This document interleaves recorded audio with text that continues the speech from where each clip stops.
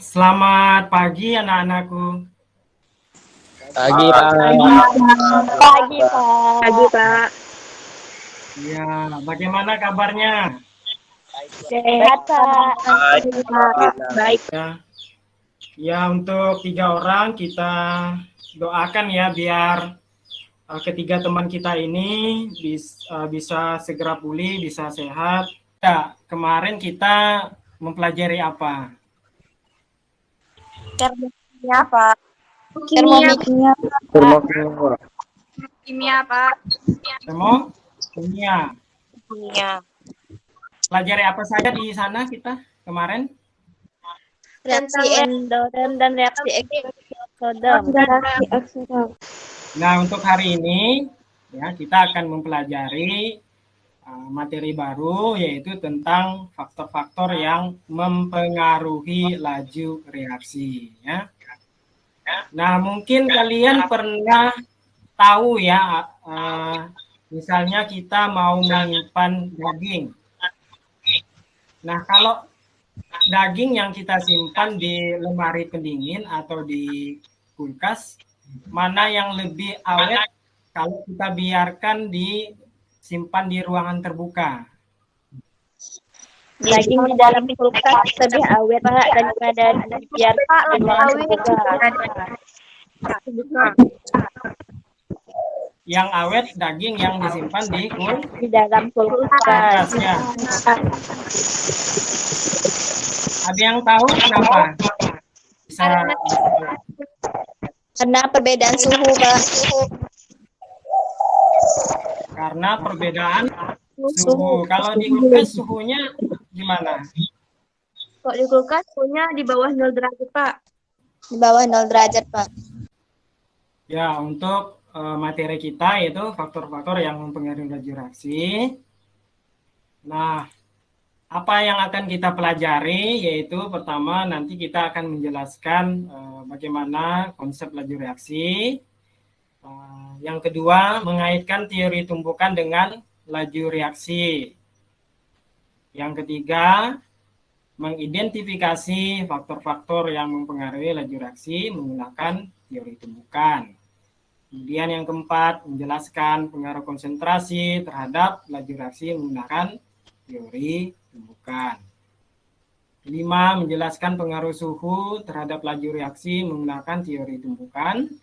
Keenam, menjelaskan pengaruh luas permukaan bidang sentuh terhadap laju reaksi menggunakan teori tumpukan. 7, menjelaskan pengaruh katalis terhadap laju reaksi menggunakan teori tumpukan. 8, menganalisis pengaruh konsentrasi, suhu, luas permukaan, bidang sentuh, dan katalis terhadap laju reaksi. Dan yang terakhir itu kita menyimpulkan peran katalis dalam tabung 1 yang berisi asam klorida 3 molar membutuhkan waktu 36 detik hingga gelembung gas tidak terbentuk lagi. Tabung 2 yang berisi asam klorida 1 molar membutuhkan waktu lebih lama hingga gelembung gas tidak terbentuk lagi. Suhu akhir air panas 52 derajat Celcius dengan perubahan waktu 25 detik.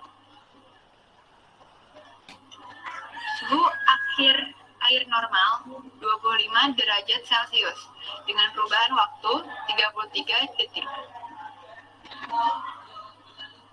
Suhu akhir air dingin 12 derajat Celcius dengan perubahan waktu 84 detik. Lagi.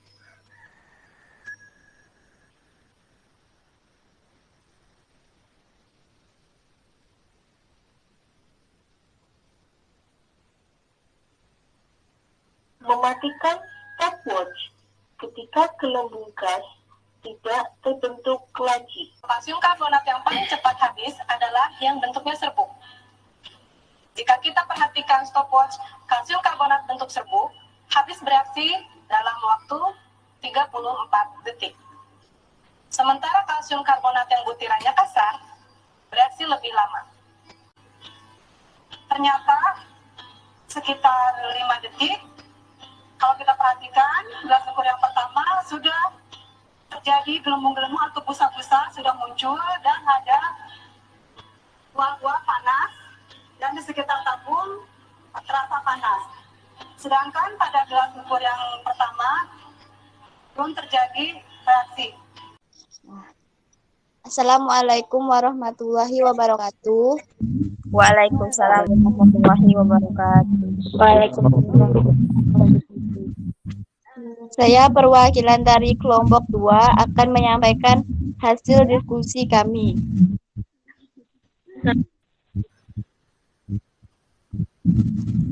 Jadi, yang pertama adalah jika reaksi A menjadi B, maka laju reaksi dapat ditulis sebagai berikut.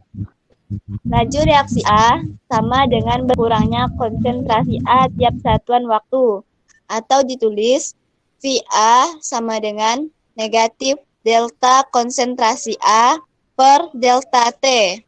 Kemudian, laju reaksi B sama dengan bertambahnya konsentrasi B tiap waktu, atau ditulis VB sama dengan positif delta konsentrasi B per delta T. Kemudian untuk jawaban yang nomor 2, teori tumbukan menyatakan bahwa partikel-partikel bereaksi harus saling bertumbukan terlebih dahulu, belum terjadinya reaksi. Tumbukan antar partikel bereaksi yang berhasil menghasilkan reaksi disebut tumbukan efektif. Sedangkan tumbukan yang tidak menghasilkan reaksi disebut tumbukan tidak efektif. Kemudian untuk nomor 3, pengaruh suhu terhadap laju reaksi. Yang pertama, gula pasir yang dilarutkan dalam air dingin. Masih terdapat gula yang belum larut dan memerlukan waktu yang lama agar gula tersebut dalam gelas larut semuanya. Yang kedua, gula pasir yang dilarutkan dalam air panas lebih cepat larut dengan waktu larut yang tidak lama. Jadi, dari video pembelajaran dan gambar yang kami amati, maka dapat kami simpulkan bahwa pelarutan gula pada air dingin dan air panas memiliki waktu yang berbeda. Gula yang dilarutkan dalam air panas lebih cepat larut daripada gula yang dilarutkan dalam air dingin. Dari hal ini, maka kelompok kami menyimpulkan bahwa semakin tinggi suhu dalam suatu reaksi, maka semakin cepat pula laju reaksi yang berlangsung, sehingga suhu sangat berpengaruh terhadap laju reaksi. Sekian, ada yang ingin ditanyakan? Ya, silakan ada yang mau tanya. Tanya saja apa ya, silakan. Untuk kelompok 2 saya ingin bertanya. Jika gula pasir tersebut ditambah lagi lebih banyak, apakah waktu perubahannya itu tetap sama seperti sebelumnya? Sekian, terima kasih.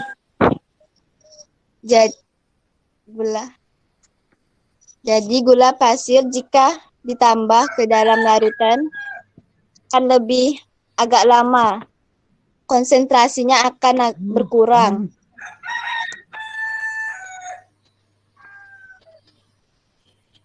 Ya, ada lagi yang mau membantu menjawab. Jadi berdasarkan hasil diskusi dari kelompok 3, yaitu jika reaksi A menuju B, maka laju reaksi dapat ditulis sebagai berikut. Pertama, laju reaksi A sama dengan berkurangnya konsentrasi A dalam satuan waktu, atau dapat ditulis VA sama dengan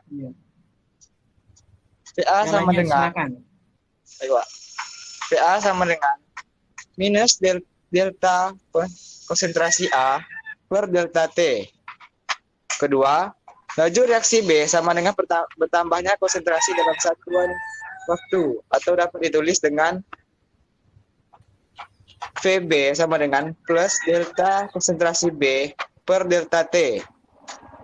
Di soal yang kedua, Teori tumbukan menyatakan bahwa partikel-partikel bereaksi harus saling bertumbukan terlebih dahulu sebelum terjadi reaksi. Tumbukan antar partikel bereaksi yang berhasil menghasilkan reaksi disebut tumbukan efektif. Sedangkan tumbukan yang tidak menghasilkan reaksi disebut tumbukan tidak efektif. Tidak semua tumbukan dapat menghasilkan tumbukan efektif. Yang ketiga, pengaruh luas pertumbukan terhadap luas reaksi. Pertama, redokon adalah bentuk tablet yang dilarutkan pada air dingin dapat larut namun larutnya lama.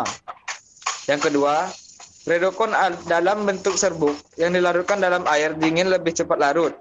Yang ketiga, pada air dingin yang sama, redokson dalam bentuk serbuk akan lebih cepat larut dibanding dengan redokson dalam bentuk tablet. Dari diskusi kelompok kami menyimpulkan bahwa serbuk dalam tablet merupakan luas permukaan bidang sentuh. Jika semakin banyak luas permukaannya, maka laju reaksi juga akan semakin cepat. Sehingga kami berpendapat bahwa luas permukaan berpengaruh terhadap laju reaksi. Itu saja dari presentasi kelompok kami. Mungkin dari kelompok lain ingin bertanya, kami persilahkan.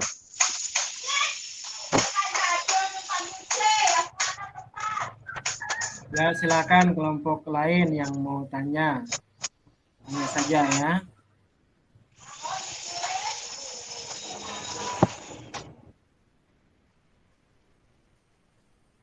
Tidak ada.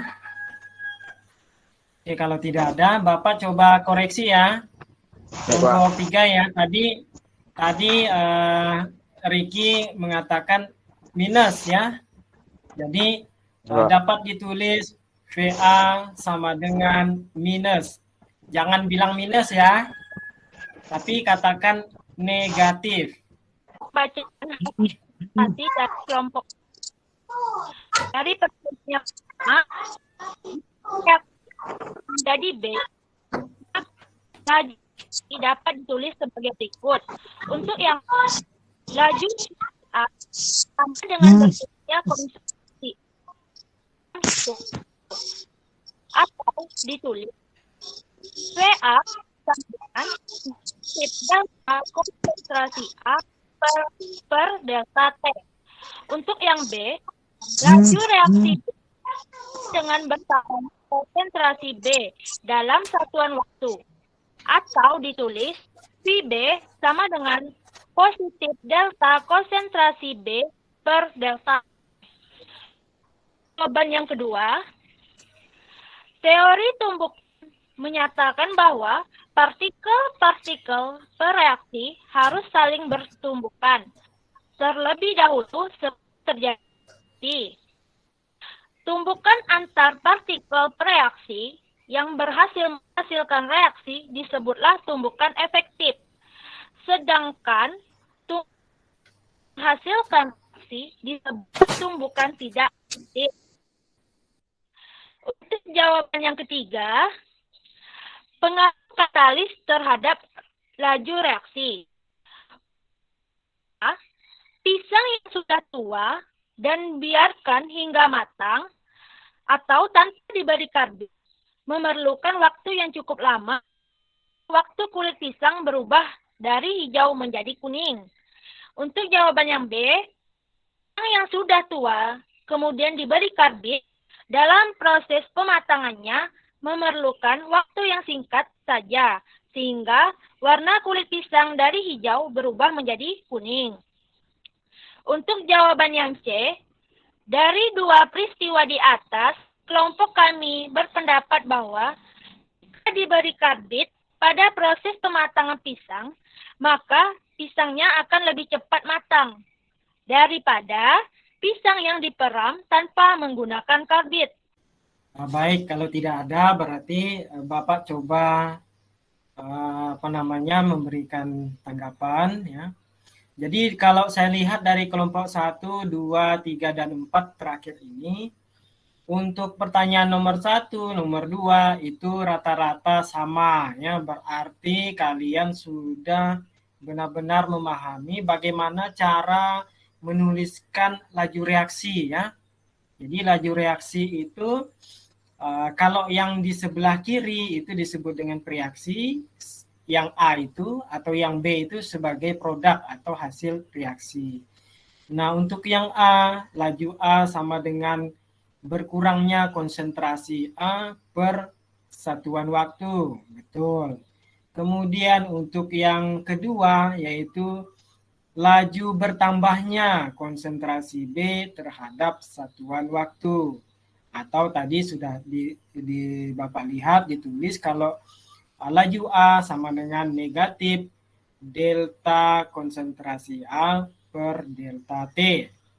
Kemudian untuk laju yang bertambahnya konsentrasi B yaitu dapat ditulis VB sama dengan positif konsentrasi B dibagi dengan delta T. Ya, itu sudah benar, bagus ya. Berarti kalian sudah memahami tentang konsep laju reaksi. Yang kedua tentang teori tumbukan. Nah, di situ kalian sudah menjelaskan hampir sama. Jadi harus ada tumbukan atau tabrakan yang efektif yang bisa menghasilkan laju reaksi ya. Saya minta untuk 1-2 orang untuk menyimpulkan hasil pembelajaran kita hari ini. Silakan.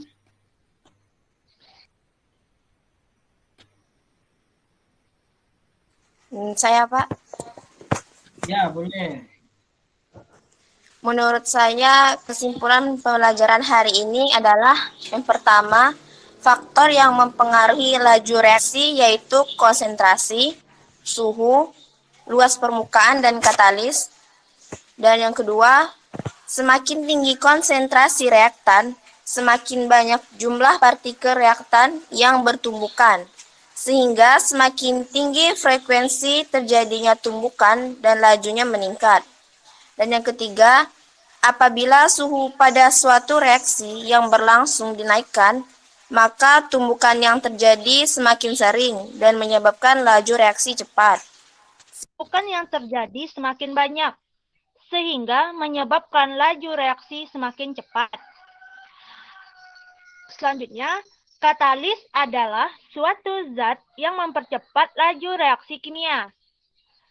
Seterusnya, pada industri pangan, khususnya industri roti, digunakanlah katalisator yaitu enzim zimase merupakan biokatalis.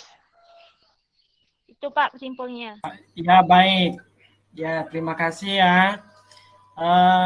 Kesimpulannya bagus. Berarti mungkin ada yang mau memberikan refleksi untuk pembelajaran kita hari ini?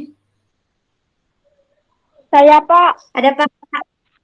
Ya, boleh, silakan Sumarni. Pembelajaran hari ini cukup menarik, Pak. Dan saya merasa senang karena ada video pembelajarannya. Dan kalau bisa dilanjutkan lagi pemutaran videonya ya, Pak, untuk pembelajaran berikutnya. Oh iya, baik. Terima kasih. Bapak akan usahakan ya sesuai dengan permintaan kalian. Dan bagi yang mau memberikan refleksi nanti boleh juga di link ya yang sudah Bapak siapkan. Nah, berikut untuk melihat ketercapaian kemampuan pembelajaran hari ini, Bapak memberikan tes evaluasi yang bisa kalian kerjakan lewat link ya. Nah, sebelum mengakhiri pembelajaran kita hari ini, Bapak ingin menyampaikan untuk pertemuan selanjutnya kita masih tetap tentang laju reaksi, tentang faktor-faktor yang mempengaruhi laju reaksi. Namun kita nanti akan belajar bagaimana cara menentukan nilai dari laju reaksi, menentukan order reaksi, dan menentukan juga laju suatu reaksi berlangsung. Nanti materi bahan ajar LKPD nanti Bapak kirim di Google Classroom. Nanti silakan dicek lagi ya. Baik, Pak. Ya, Pak. Ya, terima kasih. Nanti dicek, di-download, kemudian dipelajari bahan ajarnya. Nah, saya kira itu untuk pembelajaran hari ini. Sebelum mengakhiri, Bapak minta Ketua kelas pimpin kita dalam doa.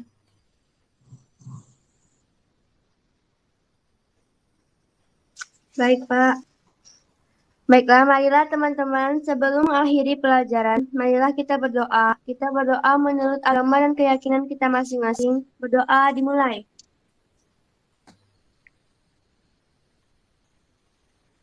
Berdoa selesai. Terima kasih, Lia. Ya, Pak, sama-sama. Ya, baik. Anak-anakku, terus tetap belajar, jaga kesehatan di masa pandemi ini, jangan sering keluyuran, tetap jaga protokol kesehatan COVID-19. Saya kira itu untuk pertemuan kita hari ini. Saya akhiri. Terima kasih, selamat pagi, dan sampai jumpa.